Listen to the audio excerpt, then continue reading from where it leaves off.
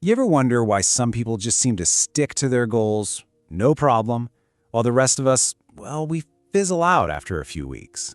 It's a super common struggle, but the answer probably isn't what you think.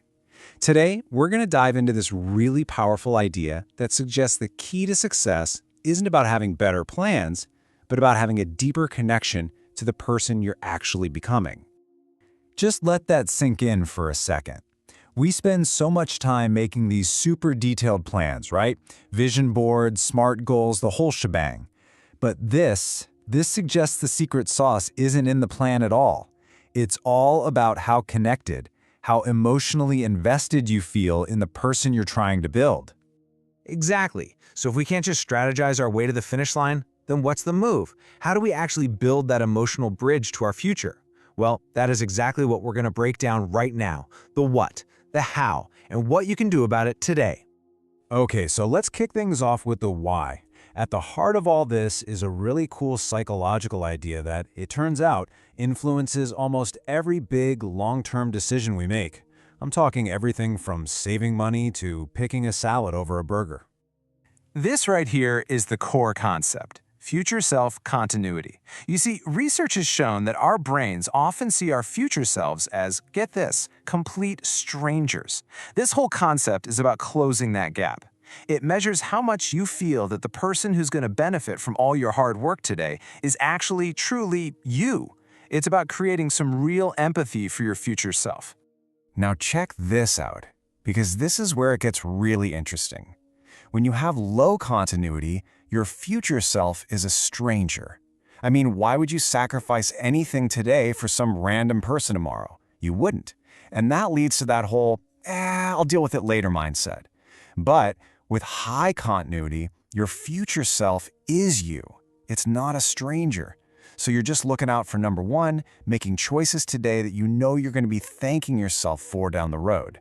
So the big question is, how do we actually do this? How do we increase this continuity? How do we go from seeing our future self as a stranger to seeing them as like our best friend?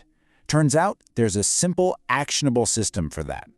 And here it is, a three-part system designed to build that emotional connection step by step.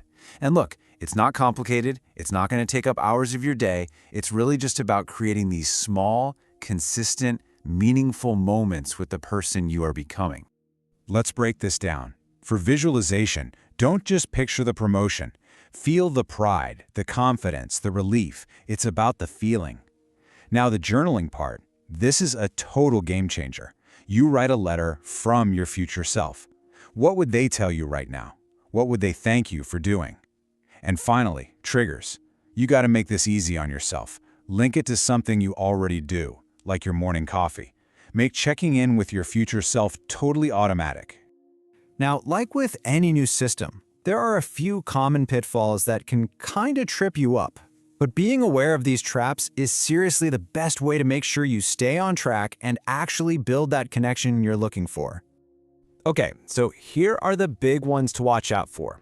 Vague visualizations.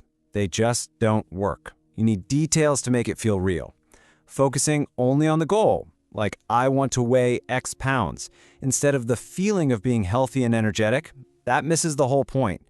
If journaling just becomes another thing on your to-do list, you lose the magic. And of course, setting reminders and then just swiping them away. That defeats the purpose. The key here is to treat this like a real relationship you're building with yourself. It's got to be sincere. All right, we've gone through the why and the how. Now for the most important part, the now what. Let's take all this theory and turn it into practice with a simple, really powerful challenge you can literally start today. That's the magic number. Just 7 days.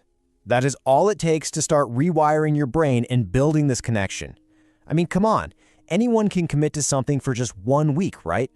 So here it is, your mission, should you choose to accept it. For just 1 week, use one of the tools we talked about, visualization.